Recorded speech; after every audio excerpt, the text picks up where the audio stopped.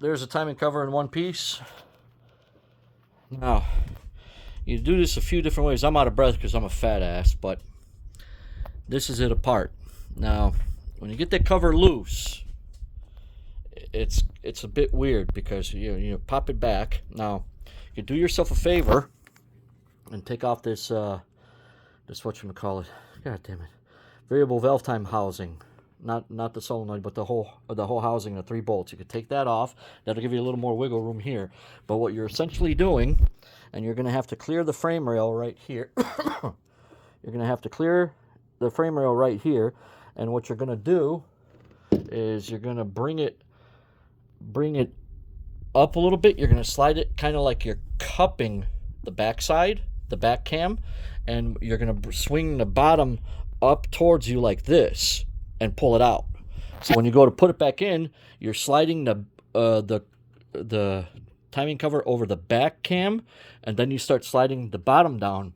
Now, when you put this back in, you can get it done. You're going to have to push on your line, your AC lines a little bit here, but it's doable with this in place too. I just tested it.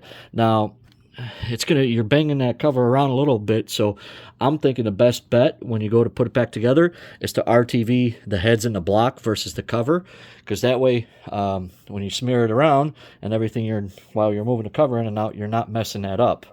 But I'm replacing all these sprockets, so all 3 chains are getting replaced. And yeah, it's hard to tell, but that water pump right there, she crooked. You could tell it's hitting the housing.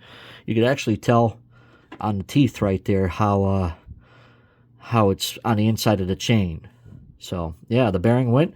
I didn't get any leaks into the oil, at least not yet. And I drove this from Illinois to Detroit, from Detroit all the way. I drove around Detroit and then drove it back home like this, and didn't lose much coolant. And I got my cam locks in place. I've been spinning this motor over I don't know how many damn times. I can't get the little colored marks to line up with the dots on the cams. I read somewhere that all you really got to do is make sure your timing marks on the cams and on a crank are in the right spot, and don't worry about the colored links, because you're replacing a damn chain anyway.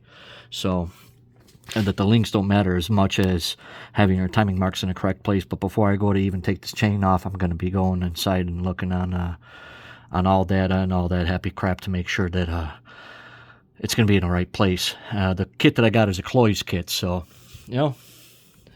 here we go. You can do these. The rest of this is, pretty straightforward.